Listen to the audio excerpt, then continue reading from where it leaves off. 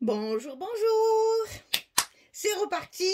On fait la page numéro 7 sur le bloc numéro 4 avec la collection Nutcracker de Ciao-Bella pour la boutique Scrap for Love. Donc ici, on a une construction un peu particulière aussi, toujours pour rentabiliser au maximum les papiers et pour que, évidemment, ce soit plus joli. Alors, sur notre page de fond, on va mettre celle-ci.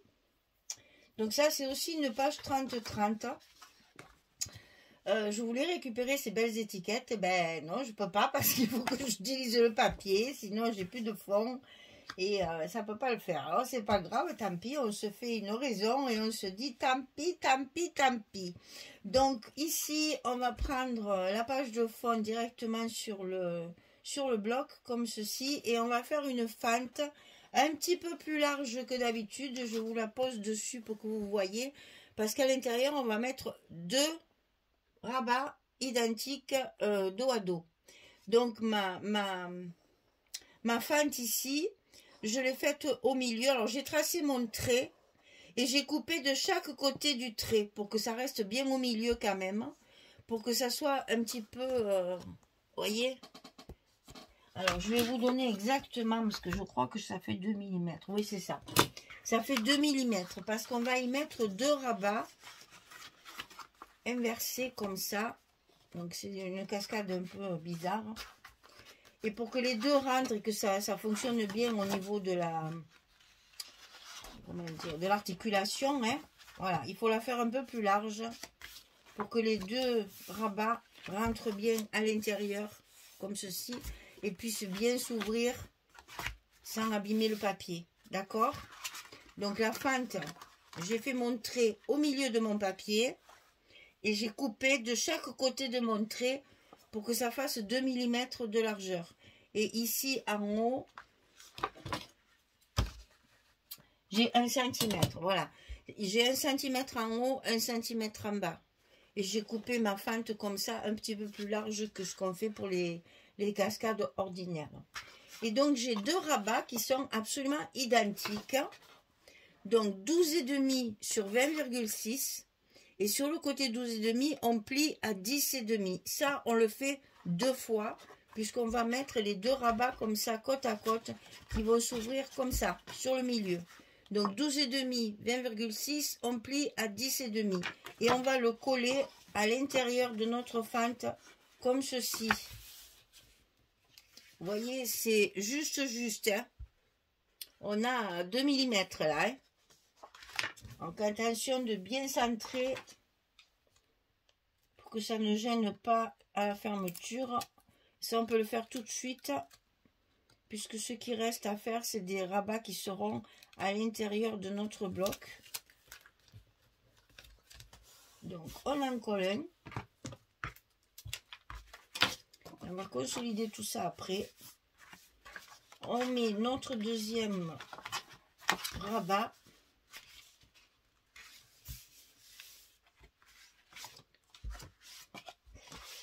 On le colle également dessous. C'est comme une cascade, mais la fente est un petit peu plus large. Voilà. Et une fois que c'est bien collé comme ceci, qu'on peut bien l'ouvrir des deux côtés, on va consolider tout ça, bien sûr, pour éviter que ça se casse à l'usage. Donc, on va mettre sur le milieu de la fente directement, là aussi du scotch s'il vous plaît, pour que ça colle bien. Et pour être sûr que ça ne se déchire pas, eh bien, on est généreux et on en met également ici, pour que ça reste bien en contact avec le papier. Voilà. Et comme ça, je sais que c'est bien solide et que ça risque pour rien. Voilà, on peut le manipuler de différents sens et ça fonctionne très bien. On va coller ça tout de suite, hein, parce que vous allez voir que c'est mon papier qui va déterminer l'emplacement de mes rabats de côté. Donc là, on colle tout.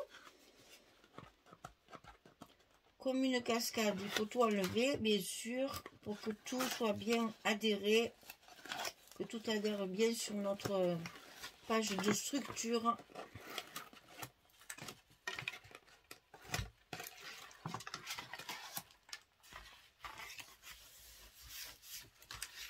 Et on va insister lourdement pour bien coller tout ça. N'hésitez pas à passer votre plioir plusieurs fois.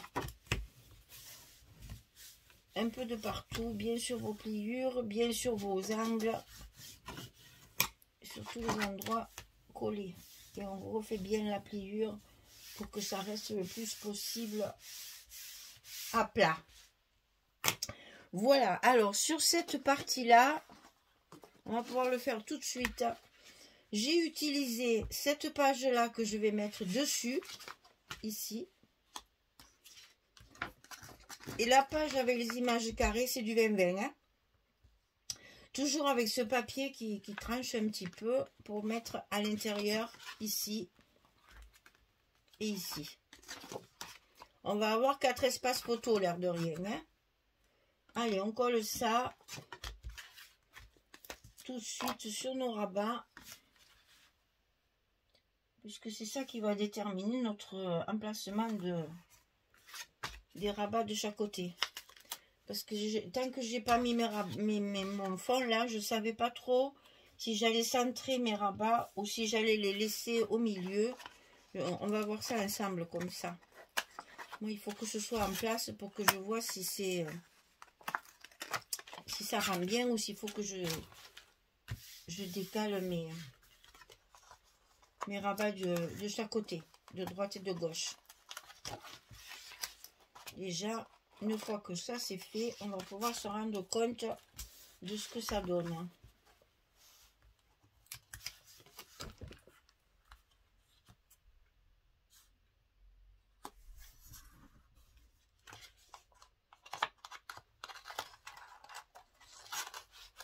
Alors, ce papier à boule qui me plaît énormément et que chaque fois j'ai du mal à caser.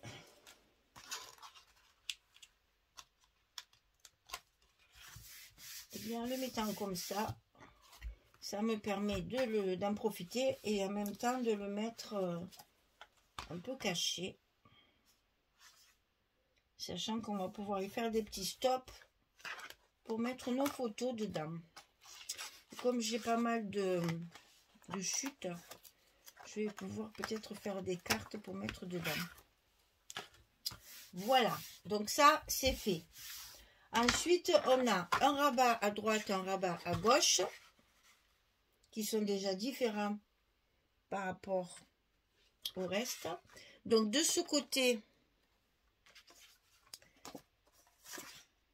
c'est ça. Avec encore les boules derrière. Je vous montre pour le papier parce que c'est ça qui va déterminer où je vais le mettre. Est-ce que je fais voir la petite souris? Est-ce que je le centre? Non, je crois que je vais le centrer parce que ça sera plus joli que de couper la tête de la souris. C'est pas très heureux ça. Donc il vaut mieux le centrer. Ok, on va le centrer. On va le centrer. Voilà, c'est fait. Alors, on va commencer par celui-ci. Parce que là, celui-là, il n'y a rien de spécial. Il faut juste le centrer et coller les papiers. Oh, non. La règle ne va pas aller du tout. Donc ici, on est sur du 11,5. Donc on fait un tout petit repère.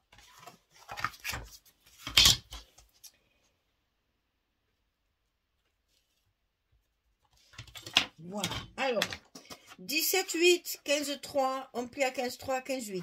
5 mm de gousset, toujours pareil, pour obtenir un 15,3, 15,3 pour... Ah ben oui. Ah bravo. Ah bravo. Si je tourne mon truc à l'envers, ça ne va pas le faire. Donc là, le premier à droite sera donc mis à l'intérieur du bloc, sur le milieu où on vient de faire notre petit repère là. Voilà. Donc ça c'est bon. On recouvre après, il faut mettre les aimants. Hein. De l'autre côté, on a un rabat qui fait 23 sur 14,5. On plie à 20,6 et à 21,1. Toujours pareil, 5 mm. Là, je ne répète pas, vous le savez, tout ça. Donc, le principal, c'est 20,6, 21,1 pour avoir nos 5 mm ici. Et ça, bien entendu, on va le coller de façon à ce que ce soit en face de l'autre. Mais attention, ce n'est pas la même hauteur. Donc, il faut le centrer.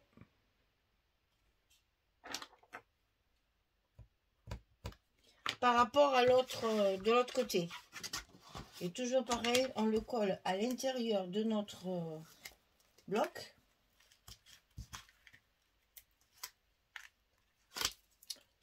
Au petit repère qu'on vient de faire. À condition de le voir. Oui, ça y est, je le vois.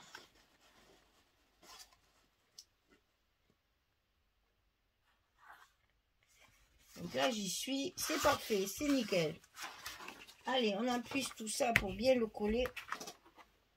Ah, c'est pas vrai! Mais c'est pas possible, ça. C'est pas possible, Michel. À ce moment, ça va pas du tout. Hein. Ça va pas du tout, ça va pas du tout, ça va pas du tout. Ça va pas du tout, ça va pas du tout. Ça m'énerve de faire des bêtises de débutant comme ça.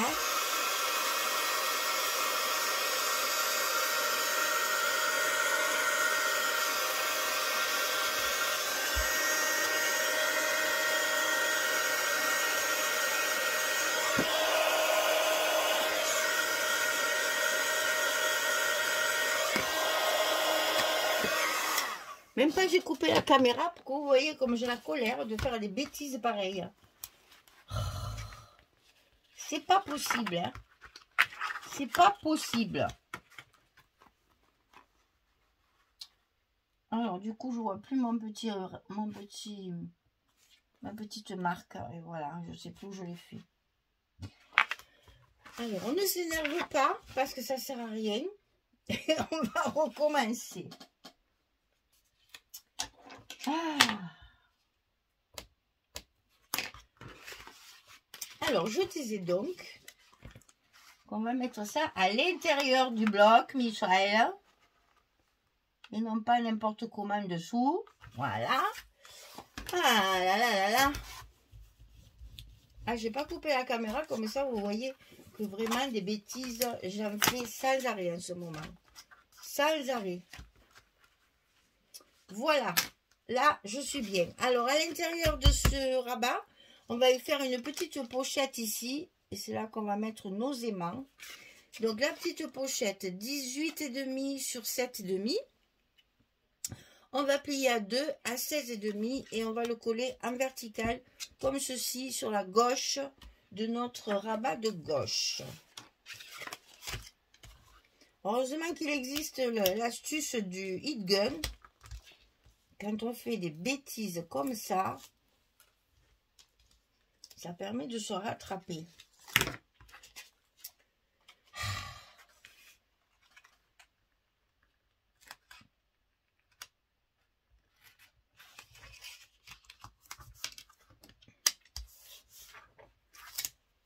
Voilà. Donc, on colle notre pochette. Et maintenant, on va coller nos aimants en place pour fermer notre page. En effet, c'est quand même plus joli centré.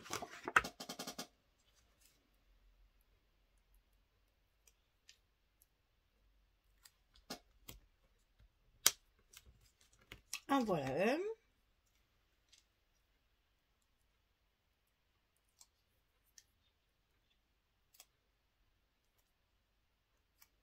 En voilà deux. On met bientôt en place, sachant qu'on a dégoussé et que ça c'est bien sur le milieu. Et voilà notre structure de terminée. Notre page numéro 7. Voilà. Alors, à l'intérieur, une carte 11-16. Ici. Hein, dans la pochette, bien sûr. Donc, sur cette pochette, il y a le morceau de cette page-là. que je mets ici pour rappeler le fond.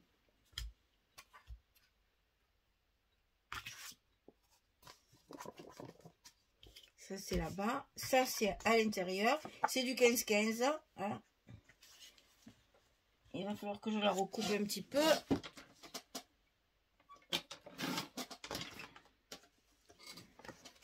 On n'oublie pas dans ces cas-là de remettre de l'encre, hein, parce que sinon ça se voit, c'est pas joli.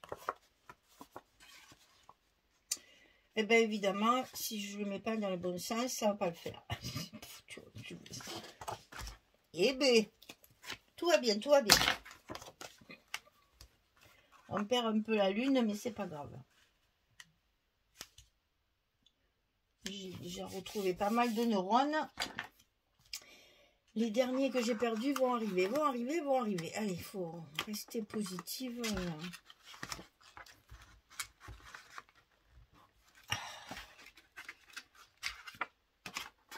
Ne pas s'énerver, ça sert à rien.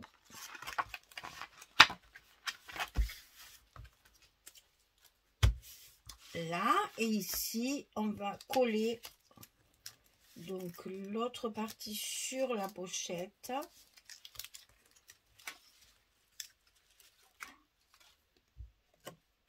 On met les cadeaux dans le bon sens, Michel. On fait plus de bêtises.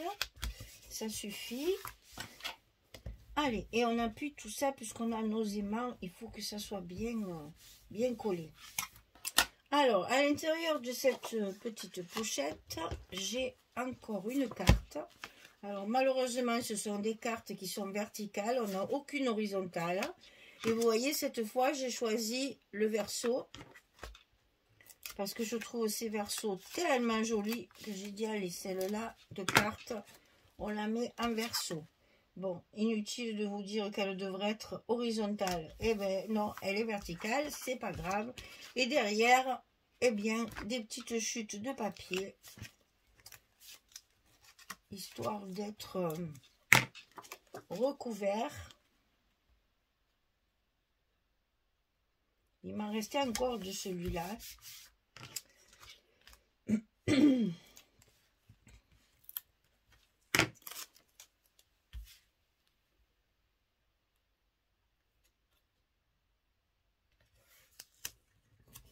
Voilà. Allez, tout ça, c'est des espaces photos. Et donc, on va laisser les petites cloches ici pour qu'on les voit bien. Et donc, dessus, ici, c'est la page de garde du A4. Si je me souviens bien. C'est la couverture avec ces fameux violons. J'adore cette page. Elle y est à plusieurs reprises. Je l'ai utilisée à chaque fois. C'est vraiment très très joli là, cet ensemble avec le violon. Et puis sur fond de partition, c'est magnifique. Donc j'en ai bien profité. Je les ai toutes utilisées. Et pour l'autre rabat, c'est pas difficile, c'est du 15-15. Donc, on met notre 15-15 cadeau ici pour assortir à notre page de fond, ici, et sur la pochette, ici. Donc, comme ça, tout est assorti. Le papier chargé. Il faut essayer de trouver chaque fois pour rappeler le même papier, parce que sinon, c'est trop chargé. Hop, un côté et de l'autre côté le même qu'ici, en 15-15 toujours. Ces collections 15-15 finalement on peut bien les utiliser parce que ben on peut mettre nos photos 10-15, elles y rentrent très très bien dedans. Preuve à l'appui. Voilà. Même évidemment en paysage aussi. Hein. Donc un joli petit stock. De quoi mettre une jolie photo. Voilà. Donc, notre page numéro 7 est terminée. On va pouvoir décorer un petit peu ici. Là, il y a bien le titre. Donc, on fera juste une décoration ici. Donc, la pochette avec la carte. Les espaces photos partout, chaque fois, ici et ici. J'aime beaucoup cette page.